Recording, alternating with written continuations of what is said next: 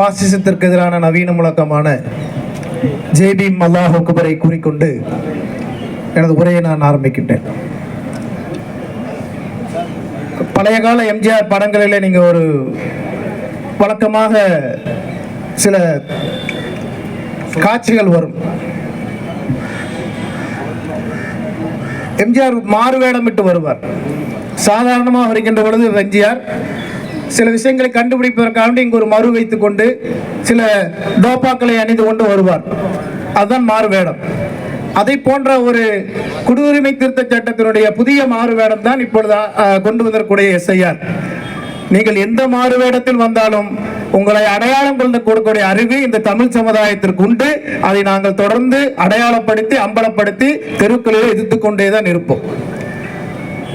அன்பிற்கினிய சகோதரர்களே, இது இன்னொரு குடியுரிமை திருத்த சட்டம் என்பதற்குண்டான பெரிய ஆதாரம் என்னவென்று சொன்னால், அசாமிலே அவர்கள் என்னென்ன டாக்குமெண்டேஷனை கேட்டார்களோ அதே டாக்குமெண்டேஷன்ஸ் தான், அதே ஆவணங்கள் தான் இப்பொழுது இந்த எஸ்ஐஆரிலும் கேட்கப்படுகிறது.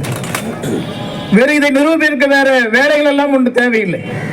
இந்த ஆவணங்களை நீங்கள் கொடுக்காவிட்டால் உங்கள் வாக்குரிமையும் போகும், உங்களுடைய குடியுரிமையும் அதில் இருந்து நிரந்தரமாக பறிக்கப்படும். அடிப்படையில் 2002 இந்த ஸ்பெஷல் ரிவிஷன் இந்திய அரசியலமைப்பு சட்டம் மக்கள் பிரதிநிதி சட்டம் 1951 பிரிவு 21 அனுமதிக்கப்பட்டதன் அடிப்படையில் இந்திய தேர்தல் ஆணையத்துக்கு ஸ்பெஷல் ரிவிஷன் செய்வதற்கு உரிமை இருக்கிறது. எல்லா தேர்தலின் போதும் ஸ்பெஷல் ரிவிஷன் செய்ய மாட்டார்கள், வெறும் ரிவிஷன் செய்வார்கள். ஆனால் 23 வருடங்களுக்கு பிறகு ஸ்பெஷல் இன்டென்சிவ் ரிவிஷன், தீவிர திருத்த வேலை, தேர்தல் வேலையை இன்றைக்கு ஆரம்பித்திருக்கிறார்கள். இது ஒரு மிகப்பெரிய மோசடி. 2014 தேர்தலின் போது RSS தலைவர் மோகன் பகவத் கூறினார், இந்த தேர்தலில் வெல்லாவிட்டால் அடுத்த 15 ஆண்டு காலம் நாங்கள் தேர்தலில் வெற்றி பெற மாட்டோம். இந்த தேர்தலில் வென்றுவிட்டால் அடுத்த 25 ஆண்டு காலம் எங்களை தோற்கடிக்கவே முடியாது என்று சொன்னார். அவர்கள் இப்படித்தான் தங்களுடைய வெற்றிகளை தீர்மானித்துக் கொண்டிருக்கிறார்கள். ஏனென்றால் இது பார்ப்பனைத்தினுடைய காலாகாலமாக பார்ப்பனியம் மேற்கொள்ளக்கூடிய சதி. எப்படியாவது தர்மம் வெற்றி பெற வேண்டும், அவர்களுடைய பார்வையில் அவருடைய தர்மம். அந்த தர்மத்தை வெற்றி பெற செய்வதற்கு எப்படிப்பட்ட சூழ்ச்சிகளை வேண்டுமானாலும் செய்து கொள்ளலாம். மறைந்திருந்து கூட வாலியை கொள்ளலாம், மறைந்திருந்து கூட வாலியை கொள்ளலாம். விபீஷணனுக்கு லஞ்சம் கொடுத்து கும்பகர்ணனையும் கொள்ளலாம், ராவணனையும் கொள்ளலாம். கதைகளில் கூட சூழ்ச்சிகளை உருவாக்கியவர்கள் நடைமுறையிலும் அந்த சூழ்ச்சிகளை தான் அவர்கள் செயல்படுத்திக் கொண்டிருக்கிறார்கள். இதை இந்த எஸ்ஐஆரை நாம் கொடுத்தாலும் பிரச்சனை, கொடுக்காவிட்டாலும் பிரச்சனை.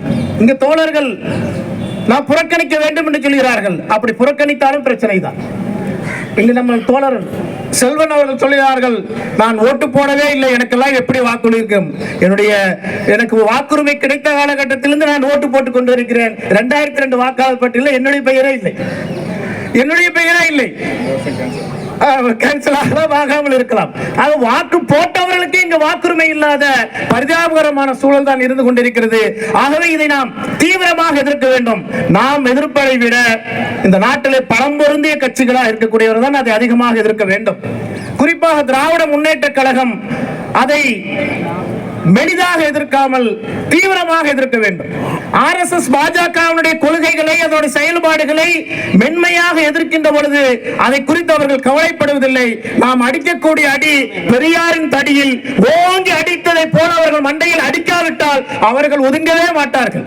ஆகவே தோழர் அன்சாரின் மூலமாக திராவிட முன்னேற்ற கழகத்திற்கு நாம் வைக்கக்கூடிய ஒரு வேண்டுகோள், இவற்றை பகிரங்கமாக புறக்கணிங்கள். திராவிட முன்னேற்ற கழகம் பகிரங்கமாக புறக்கணிக்க வேண்டும். சட்டத்தில் எந்த அளவுக்கு இடம் இருக்கிறது என்று எனக்கு தெரியவில்லை. இருந்தாலும் இந்த தேர்தல், இந்த எஸ்ஐஆருக்காக வேண்டி வேலை செய்யக்கூடியவர்கள் யார் என்று சொன்னால் தமிழ்நாட்டினுடைய அலுவலர்கள் தான். தமிழ்நாடு அரசு சம்பளம் கொடுக்கக்கூடிய அந்த அங்கனவாடி ஊழியர்களும் மற்றவர்களும் தான் இந்த தேர்தல் வேலையை செய்து கொண்டிருக்கிறார்கள். அவர்கள் வேலையை செய்ய மாட்டார்கள், நாங்கள் ஒத்துழைப்பு அளிக்க மாட்டோம் என்று திராவிட முன்னேற்ற கழகத்தினுடைய அரசு உறுதியாக முடிவெடுக்கும் என்று சொன்னால் அவர்களுக்கு சாதகமாக நான் பேசுகிறேன். உங்கள் மேல் இருக்கக்கூடிய அதிருப்திகள் கூட அடுத்த தேர்தலே மாறுவதற்கு வாய்ப்பு இருக்கிறது. உங்களை ஆட்சியை விட்டு நீக்கினாலும் அது உங்களுக்கு சாதகமாகத்தான் அமையும். வெறும் புரட்சியின் மூலமாக மட்டும்தான், கடுமையான எதிர்ப்புகளின் மூலமாக மட்டும்தான் இந்த பாசிசத்தை எதிர்க்கமே முடியாமல் நாம் மெளிதாக சில போராட்டங்களை நடத்திவிடுவதன் மூலமாக இவர்களை தோற்கடிக்க முடியாது. ஆகவே அந்த கடுமையான எதிர் போராட்டங்கள் நாம் முன்னெடுக்க வேண்டும். ஒன்றை கூறி முடிவு செய்கிறேன் தோழர்களே, அடிப்படையில் இவர்களுடைய நாம் எதிர்க்க வேண்டிய விஷயம் பார்ப்பன தேசியத்தை தான். இந்த எல்லா சூழ்ச்சி திட்டங்களுக்கு பின்னாலும் இவர்கள் வைத்திருப்பது, RSS வைத்திருப்பது சனாதனத்தின் அடிப்படையிலான ஒரு பார்ப்பன தேசியத்தை உருவாக்குவதை நோக்கித்தான் இவர்கள் இந்த நாட்டை அழைத்துக் கொண்டு செல்கிறார்கள். அந்த வேருக்கு வெந்நீர் ஒழிக்காமல் இவர்களை ஒழிக்க முடியாது.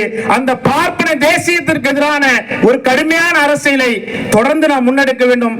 அதே நேரத்தில் இங்க இருக்கக்கூடிய இந்த போலியான ஒருவித இந்த தேர்தல் ஜனநாயகத்தை மாற்றி இங்க விகிதாச்சார பிரதிநிதித்துவ தேர்தல் முறையை நடைமுறைப்படுத்துவதன் மூலமாகத்தான் இந்த நாட்டிலே எல்லா சமூக மக்களுடைய வாக்குகளுக்கும் மரியாதை இருக்கும். இவருடைய இந்த சூழ்ச்சிகளை முறியடிப்பதற்குண்டான ஒரு வாய்ப்பும் இருக்கும். ஆகவே விகிதாச்சார பிரதிநிதித்துவ தேர்தல் முறையை நோக்கி கூட நாம் முன்னே நகர வேண்டும் என்பதை இந்த நேரத்தில் வேண்டுகோளா வைத்துக் கொண்டு இந்த ஒரு மிகச்சரியான நேரத்தில் மிகச்சரியான போராட்டத்தை முன்னெடுத்திருக்கூடிய எங்கள் அன்பு சகோதரர் திருமுருகன் காந்தி அவர்களுக்கும் மே 17 இயக்க தோழர்களுக்கும் வெல்ஃபேர் கட்சியினுடைய நெஞ்சார்ந்த ஆயிரம் நல்வாழ்த்துக்களை பாராட்டுதலை கூறிக்கொண்டு விடைபெறுகிறேன். நன்றி. அனைவருக்கும் வெல்ஃபேர் நல்வாழ்த்துக்கள்.